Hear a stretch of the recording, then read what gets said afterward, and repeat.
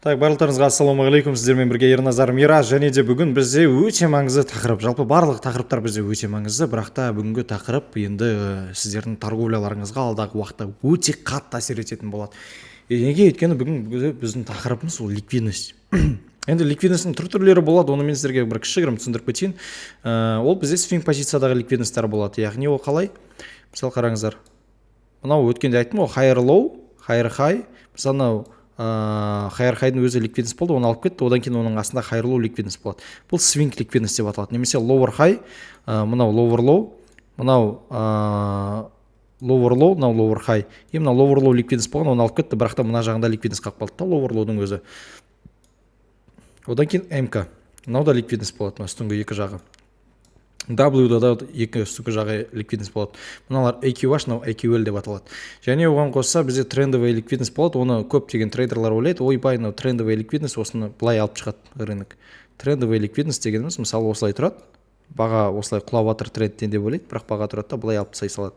Және одан бөлек бізде боковик болады. Боковикте мысалы осылай формироваться етеді ғой, үстін асын жинайды, одан кейін өседі. Енді боковикте не үшін олай жасайтын айтайын. Қараңыздар, мысалы бізде баға мынадай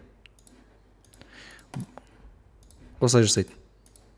Мынаған келеді, құлайды, мынаған келеді, өседі. Ортасында жүреді. Сосын басқа трейдерлардың барлығы ойлайды, точно мынаған келсе қайтадан өседі деп. И ол бағадан лонг ашады, астыңғы жағына стоп-лосс қояды. Баға осының стоп-лоссын жұлады, жоғары барады. Мына жақтан көбісі шорт ашады, тоже стоп-лосстардың үстіне қояды. Барады, жұлады. Осылай ойнап жүреді де бір кезде күш жинап алады. Күш жинағаннан кейін атады баға бір жаққа қарай. Негізінде боковик дегеніміз ол маркетмейкер искусственный коридор создавать етеді, ценовой коридор, және соның ішінде өзіне күш жинайды. Яғни көбірек оған актив керек болса актив жинайды, ақша керек болса ақша жинайды. Содан кейін бір жаққа бағаны атқызып жібереді. Енді байқасаңыздар, боковиктен кейін бізде қатты кетіп қалады баға. Ол көбінесе енді трендтерде болады. Вместе с трендом идут. Енді ары қарай сіздерге ликвидностьтің жалпы мен былай көрсетіп кетейін. Қараңыздар, мысалы бізде рынокта ликвидность деген ол қалай екенін мен тағы да бір түсіндіріп жейін. Мысалы бір $1000 тұратын iPhone бар. Бүткіл iPhone'дар $1000 тұрады. Және көптеген трейдерлар ойлайды, $2000-ға iPhone-ның бағасы көтерілу керек скоро дейді. Ал iPhone-ның бағасын регулировать ететін үлкен адам бар. Енді үлкен организация бар. И ол трейдерлар не істейді? $1000-ға iPhone-дарды сатып алады. Ол бір трейдер, екі трейдер емес, миллиондаған трейдерлар сатып алады $1000-лық iPhone-ға, $1000 тұратын iPhone-ды. Сосын олар стоп-лосс ретінде $900-ға дейін құлап кетсе, $900-дан есепше сата салам деп ойлайды. Бірақ та $2000-ға баратын предполагать етеді. Эррерлары енді 1-10. Сөйтеді, маркетмейкер не істейді? Маркетмейкер көреді, мыналар дейді, $1000-ға iPhone сатып алып, оны 900-ге сатып жатыр дейді. И бағаны лучше мен түсіріп $900-ға $100 скидкасымен сатып алайын дейді. Сөйтсе бағаны маркетмейкер тұрады, алып келеді, төмен құлатады, барлығын стоп-лосстарын жұлады, содан кейін барып $2000-ға барады. Ал біздің задача неде? Біздің задача мынау көптеген трейдерлардың цель take profit'ім деп қойған жері, ол біздің кәдімгідей take profit'ім деп қойған жері біздің точка входа. Бірақ олардың тейктарына жетпейді көбінесе. Немесе олардың қараңыздаршы, олардың стоп-лосстары біздің точка входа. Өйткені қараңыздар, олар стоп-лоссын қойып қояды ғой, сол стоп-лоссын жұлған жерден біз кіріп кетеміз сделкаға. Сол үшін де достар, ликвидностьті түсінген адам, ликвидностьті түсінген трейдер ешқашан қор болмайды. Енді қараймыз, ликвидностьтар мысалы ол бізде мынау болады, қараңыз. Біз ликвидностьтарды жалпы бірінші 4 сағаттан бастап определять етеміз. 4 сағатта мысалы мынау ликвидность па? Ликвидность емес. Мынау ликвидность па? Ликвидность емес. Жоқ, мынау ликвидность, мынау да ликвидность, бірақ олардың бәрін жұлып кетті, көрдіңіздер ма? Мынау хантер. Бұл хантер ол ликвидностьқа жатпайды. Мысалы, мына жақта то же самое, то есть бізде мынау ликвидность, мынау ликвидность емес, көрдіңіздер ма? Свип жасап кетті. Свип жасағаннан кейін уже ол ликвидность болмай қалады. Яғни артын тазалап кетіп отыр, міне. Артын тазалады. Мұнда да артын тазалады. Вот осылай қарайсыздар трендтерді. Мысалы, мына ордер флоу болып бара жатыр конкретный. Өте жақсы ордер флоу болып бара жатыр. Қазір енді бізде мына жақта ОБ тұр. ОБ-ға барып, сол жаққа күш ала алмай жатыр да. Бірақ мына асты ликвидность қалдырып кетті. Часовойды қазір қарап отырық та. И мысалы часовойды қарадыңыздар, енді 5 минутқа, мысалы 15 минутқа кіресіздерде более точный ликвидностьтарды іздейсіздер ғой. Более точный, мысалы мына картинада бізде астында имбаланс тұр екен. Астында имбаланс тұр. Оның үсті ОБ-шка болып тұр. Мен қазір көптеген стратегияны қолданып анализ жасап отқан жоқ, емес что. Тек қана смарт мани жағын ғана көрсетіп отыр. Бірақ та бізде мына жақтағы ликвидностьті свипнули, мына ликвидностьті свипнули, то есть хантер. Мына ликвидностьті денесі бірден, свипнули. жоғары өсті. Бізде баға имбалансқа тиді, қайтадан ары қарай өсті. Бізде мында свип жасады. Көрдіңіздер ма? Ликвидностьтардың көбісін сіздер свиптарды ликвидность деп ойлайсыздар. Ал свиптар ол свип, ол ешқашан ликвидность бола алмайды. Ары қарай бізде баға мында ликвидность қалдырып кетті. Хорошо. Мында ликвидностьті шешті. Мында ликвидность қалдырып кетті. Мына ликвидностьті шешкеннен кейін бірақ құлапты. Хорошо. Локальная картинка понятна. Мына жақта бізде свип. Бірақ мына жақта свип етпепті. Яғни қараңыздар, менің ойымша қалай болады енді. Баға бізде былай жасау мүмкін. Баға барады, свип еткен ликвидностьтарға мысалы алып кетеді. То есть свип еткен ликвидностьтарға емес, именно свип етілмеген ликвидностьтарға барады. Баға барады, қайтадан бір құлап алады и мына целіне барады. Өйткені оның жоғары жақта целі ликвидность болып тұр ғой, 4700 ровно ликвидность жатыр. И осы жаққа барып баға ликвидностьті шешіп алып келу керек. Енді ликвидностьтарды жалпы қай таймфреймдарда қараймыз? Недельный, бір күн, 4 сағат, 1 сағат, одан кейін 15 минут, 5 минут, 3 минут. Яғни бізде екі нәрсеге бөлінеді ликвидностьтардың барлығы.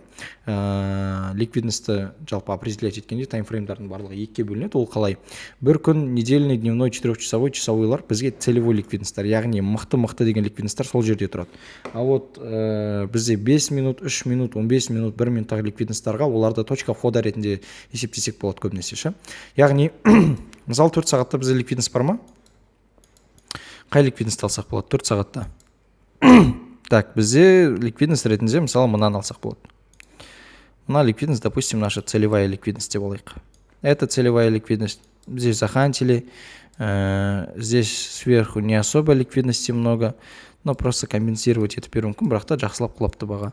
Енді компенсация жасайтын болса, ол деген енді достаточно ликвидность жоқ негізінде, мен көріп тұрған жоқпын. Енді қараңыздар, ары қарай баға не істейді? Ары қарай баға бізде былай жасайтын ликвидностьті алуға барады, яғни бізде целевая ликвидность, бірақ та бізде слом болды, сломнан кейін енді обратно слом күтеміз, төменге құлайтын. Және де мысалы мына жақтан короткая позицияға кірдік тек. Короткая позицияға кіреміз, короткая позицияға именно мынау хантер ғой бізде. Осыған стоп-лосс қоямыз. Өйткені бұл жақта ликвидность свип етіп кетті, бұған скорее бармайды баға. И осы жақтан енді целіміз ретінде осындай ликвидностьтарды аламыз. Көрдіңіздер ма? Не путайте хантер с ликвидностью. Осыны мен сіздерге айтқым келеді. Яғни хантер деген бөлек нәрсе, то есть свип, яғни мысалы қараңыздар, мынау ликвидность қой. Мынау ликвидность дұрыс па? Екеуінің денесі бірдей болады, немесе одан кейінгі свичен айтамын да, ол осылай ликвидностьті шешіп кетсе, это хантер. Бұл ликвидность емес. Және бұған баға скорее бармайды. И төмен құлаған кезде де тура солай да мысалы. Қараңыздар, мысалы мынау ликвидность, оны былай шешіп кете ма? Онда баға мына жаққа бармайды, короче. Вот осындай хантерларды ликвидностьпен сіздер бөліп алмаңыздар. Және енді недельный таймфреймға кірейікші. Недельный таймфреймда бізде өткен аптаның ликвидностьтар болады. Яғни мына өткен аптаның лоуы, мына өткен аптаның хайы, өткен аптаның хайын алды. Енді бізде мына жақтарға захантили енді астында көбірек болады по-любому. Енді астына скорее всего барады. Енді осындай екі ликвидность табылды бізде. Ал егер де біз дневнойды қарайтын болсақ, дневнойда бізде не бар?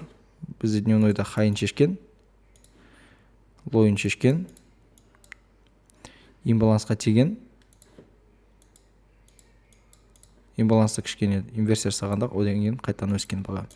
И баға өсті, ол скорее мына жерге барады. Мында ликвай жоқ, мына ликвайға баратын шығар. Жалпы осылай примерно ликвидностьтардың барлығын анализ жасаңыздар болады. Мынаның өзі бізде PDL деп аталады. Past day low, past day high. Past day low дегеніміз өткен күннің лоуы, мынау past day high дегеніміз өткен күннің хайы. Недельныйда PVL, PVH деп аталады. PVH мынау өткен аптаның хайы, мынау өткен аптаның лойы. Осын жазбасаңыздар болады тоже. Бір сағатта ликвидностьтарды қараймыз, негізінде бір сағаттан көбірек информация аламыз. Бір сағаттағы ликвидностьтардың барлығын қарап, точка входада 5 минуттық ликвидностьтардан табамыз. Және де достар, мен сіздерге айтқым келетіні хантер мен ликвидностьті кәдімгідей шатастырып алмаңыздар, өйткені бұл өте маңызды. Ликвидность ол сіздің точка входаңыз бола алады, яғни от свипа ликвидности сіздер пара аласыздар. Яғни мынандай сетаптар ғой көбінесе. Егер де бізде астында ликвидностьтар бар да, мына соңғы ликвидностьта астында ликвидность мынаның жоқ ближайший жерде, бірақ үстінде көп ликвидность жиналып қалған. Мына ликвидность свип етеді ғой, именно былай жабылады ғой. Былай жабылады ғой. Мына жақтан кіріп кетсеңіздер болады. Мына жоғары ликвидностьтарға. Вот осындай болады. Немесе цель ретінде алсаңыздар болады ликвидность. Мұнда ликвидность көп, баға слом жасады төменге. Все, мына ликвидностарға барады деп точка входа тауып коррекциядан осы жақтан кіріп осылай албасаңыздар болады сделкаларды. Яғни ликвидность өте мықты нәрсе. Және де мен өткенде айтқам, ордер блок болсын, тағы да басқа нәрсе болсын, точка входаға арналған инструмент. Если астында оның ликвидностьтар болатын болса, немесе үстінде ликвидностьтар болатын болса, ол скорее тесіп кете салады сен ордер блогыңды немесе зонаңды, өйткені ликвидностьтарға бару керек. Вот осындай мәселе достар. Енді барлықтарыңызға енді видео ұнаса лайк басып комментарий жазып кетіңіздер. Және астында менің инстаграм парақшама сілтеме, телеграм каналыма сілтеме тұр. Телеграм каналда біз көптеген мықты информациялар, сигналдар тегін және де көптеген активный заттар жүргіземіз. Сол үшін де шынайы трейдерлармен бірге болғыларыңыз келсе, обязательно подписаться етіп қойыңыздар.